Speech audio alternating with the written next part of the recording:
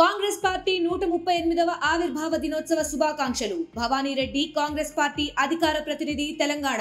రాష్ట్ర వ్యాప్తంగా ఈ రోజు నుంచి ప్రజాపాలన దరఖాస్తుల స్వీకరణ కార్యక్రమం కొనసాగుతుంది. ఈ రోజు నుంచి జనవరి 6 వరకు గడువు తేదీ విధించారు. అండ్ ఉదయం 8 గంటల నుంచి సాయంత్రం 5 గంటల వరకు ఎవరైతే ఆయా నియోజకవర్గాలు చెందిన వారు ఉంటారో ఆ నియోజకవర్గంలోనే 3-4 సెంటర్లు ఏర్పాటు చేశారు. ఆ సెంటర్లోనే వాళ్ళు దరఖాస్తు చేసుకోవాల్సింది కూడా ఇప్పటికే అధికారులు పేర్కొన్నారు. సో ప్రస్తుతం ఈ దరఖాస్తులు స్వీకరిస్తున్న అధికారులు మనతో పాటు ఉన్నారు, వారితో మాట్లాడదాం. చెప్పండి, మొదటి రోజు స్పందన ఏ విధంగా ఉంది ప్రజల నుంచి? ప్రజల నుంచి అయితే స్పందన బాగానే ఉంది. చాలామంది వచ్చారు. మార్నింగ్ నుంచి లేడీస్ కానీ జెంట్స్ కానీ చాలామంది వచ్చారు. సో మనకు లేడీస్కును జెంట్స్కి సపరేట్ పెట్టాము మనము. సో ఇక్కడ వచ్చేసి మనకు ఎక్కువ శాతం ఈ కౌంటర్ లోపల లేడీసే ఎక్కువ వచ్చినారు. సో వాళ్ళకి సెపరేట్గా పెట్టడం వల్ల ఈజీగా అయిపోయింది. వారి కోసం క్యూ లైన్లు కూడా ఏర్పాటు చేశాము, బయట టెంట్ కూడా ఏర్పాటు చేశాము. సో వారికైతే ఎలాంటి ఇబ్బంది లేకుండా వాళ్ళైతే హ్యాపీగానే తీసుకొని వెళ్ళారు. సో వారికైతే ఏమన్నా డౌట్స్ ఇట్లా క్లారిఫై చేయడానికి బయట హెల్ప్ డెస్క్ పెట్టాము, వారి కోసం వాటర్ పెట్టాము. సో ఇక్కడికి వచ్చిన తర్వాత వాళ్ళు ఇక్కడ మనకు కౌంటర్ లోపల అధికారులు ఉంటారు, వాళ్ళు వచ్చేసి వాళ్ళు తీసుకుంటారు అన్నట్టు ఏవైతే వాళ్ళ అప్లికేషన్స్ ఉన్నాయో. అండ్ ఇంకోవైపు చాలా కన్ఫ్యూజన్స్ నేర్చుకునే ఓన్లీ రేషన్ కార్డు ఉన్న వారికే పథకాలు వర్తిస్తాయని చెప్పారు. సో ఇవి ఓన్లీ రేషన్ కార్డు ఉన్న వాళ్ళే ఇక్కడికి వచ్చి ఫామ్స్ ఫిల్ చేయాలా, లేకుంటే ఆధార్ ఉన్న వాళ్ళు కూడా సరిపోతారా? సో మనకు డిఫాల్ట్గా అయితే రేషన్ కార్డుతోనే అన్నట్టు ప్రస్తుతానికి అట్లా డిఫాల్ట్గా చెప్పారు. కాకపోతే రేషన్ కార్డు ఉన్నా లేకున్నా కానీ ఆధార్ కార్డు బేస్ మీద కూడా తీసుకోవడం జరుగుతుంది. ఎవరైతే రేషన్ కార్డు లేరో తర్వాత వాళ్ళు రేషన్ కార్డు, కొత్త రేషన్ కార్డు గవర్నమెంట్ ఎప్పుడైతే మళ్ళీ దానికి నోటిఫికేషన్ రిలీజ్ చేస్తుందో అప్పుడు వాళ్ళు అప్లై చేసుకున్న తర్వాత అప్పుడు వారి నుంచి కూడా తీసుకోవడం జరుగుతుంది. సో ప్రస్తుతానికైతే ఎవరికైనా తీసుకుంటున్నాము. రేషన్ కార్డు ఉంటేనే అన్నట్లేదు, లేకపోతే అన్నట్లేదు. కానీ రేషన్ కార్డు ఉన్న వాళ్ళకైతే ఎక్కువ తీసుకుంటారు. వాళ్ళు కూడా వాళ్ళని డిసప్పాయింట్ కాకుండా తీసేసుకుంటారు. ఎవరైతే నియోజకవర్గాల్లో ఒక వార్డుకు సంబంధించిన వాళ్ళు అదే వార్డు దగ్గర అప్లై చేయాలా, వేరే దగ్గర కూడా ఎక్కడైనా చేయొచ్చా? సో మన హైదరాబాద్ లోపల అయితే వార్డు సిస్టమ్ నడుస్తుంది ప్రస్తుతానికి. ఈ బంజారాహిల్స్ లోపల మనకు 93 బంజారాహిల్స్ అంటారు, 93 వార్డు. దీని లోపల మనకు 4 సెంటర్స్ ఉన్నాయి. సో ఇక్కడ సిఎంటీసీ అని వచ్చేసి ఇక్కడ మనం ప్రస్తుతానికి పెట్టాము.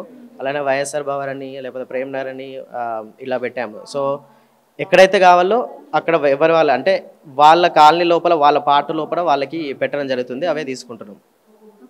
ఫామ్స్ అంటే ఏవి వర్తిస్తావో అవే మనం ఫిల్ చేయాలా, లేకుంటే అన్నీ కూడా ఫిల్ చేయొచ్చా? సో బేసిక్ రిక్వైర్మెంట్ వచ్చేసి ration card and also Aadhaar card, family members Aadhaar card. So Aadhaar card అనేది కంపల్సరీ తీసుకుంటారు. రేషన్ కార్డు ఉంటే తీసుకుంటున్నాము, లేకపోతే కూడా సో వాళ్ళ దగ్గర నుంచి వెళ్ళి కొత్తది కావాలన్నట్టు ఒక చిన్న అప్లికేషన్ లాగా తీసుకుంటున్నాం మనం. సో ఇది తీసుకోవడం జరుగుతుంది ఇక్కడ. రేషన్ కార్డు లేని వాళ్ళ జనాభా ఎక్కువనే ఉంది ఇప్పుడు మీ దగ్గరకు వచ్చిన దాన్ని బట్టి. రేషన్ కార్డు ఉన్న వాళ్ళు ఎక్కువ ఉన్నారు, ఎందుకంటే ఇక్కడ చాలామంది సెటిలర్సే ఉన్నారు. కొంతమంది మాత్రమే కొంచెం అవుటర్ నుంచి వచ్చారు, వాళ్ళకే కొంచెం ప్రాబ్లం అవుతుంది. వాళ్ళే కూడా తీసేసుకుంటారు కాబట్టి నో ప్రాబ్లం ప్రస్తుతానికి. ఇప్పుడు ఈ 6 తర్వాత మళ్ళీ ఆన్లైన్లో ఈ అప్లికేషన్ అని ఫిల్ చేసుకునే అవకాశం ఉంటుందా?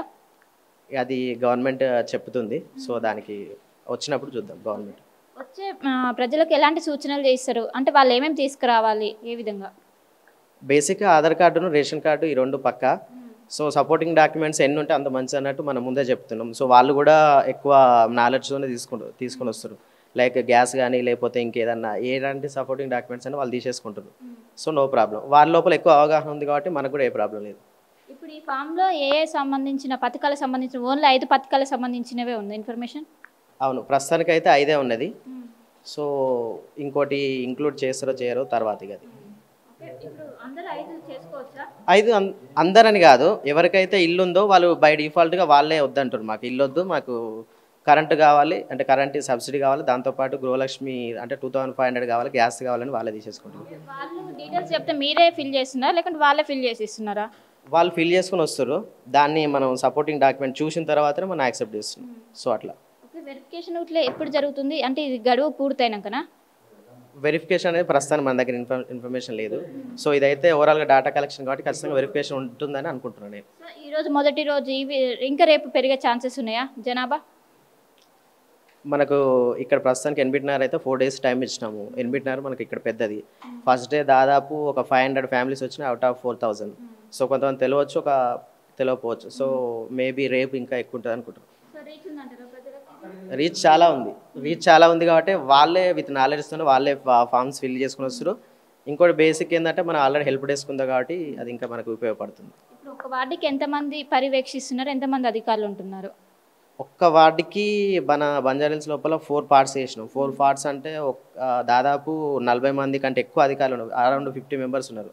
హైయర్ అథారిటీ కాకనే 50 మెంబర్స్ ఉన్నారు. వాళ్ళతో కలుపుకుంటే 60-70 అయిపోతారు.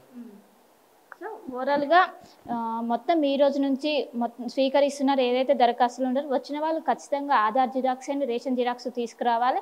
అండ్ ఏవైతే కాంగ్రెస్ ప్రభుత్వం ప్రకటించిందో 6 గ్యారంటీ హామీలు అమలు చేసే దిశగా ఈరోజు మొదటి అడుగు పడిందని చెప్పుకోవచ్చు. ఈరోజు మొదటగా 5 పథకాలు ఏవైతే ఉంటాయో అవన్నీ ఈరోజు ఇక్కడ ఉన్న అప్లికేషన్ ఫామ్లో ఫిల్ చేసి ఇస్తే వాళ్ళు వెరిఫికేషన్ అనంతరం ఆ అమలు పూర్తి అయ్యే విధంగా చర్యలు అయితే చేపడుతున్నారు. అండ్ ఇప్పటికే ఈరోజు మొదటి రోజు కావడంతో కొంచెం రీచ్ తక్కువ ఉన్నది. అండ్ 6వ తారీఖు వరకు కాబట్టి ఎక్కువ మంది ఇంకా ముందు దీని సంఖ్య పెరిగే అవకాశం ఉందని ఒకవైపు ఇక్కడ ఉన్న అధికారులు అయితే చెప్తున్నారు. కెమెరా పర్సన్ శ్యామతో కలిసి శిల్ప RTV. మరిన్ని వీడియోస్ కోసం ఛానల్ ని సబ్స్క్రైబ్ చేయండి. లేటెస్ట్ అప్డేట్స్ కోసం వాట్సాప్ ఛానల్ ని ఫాలో చేయండి. అండ్ లింక్ డిస్క్రిప్షన్ లో ఉంది.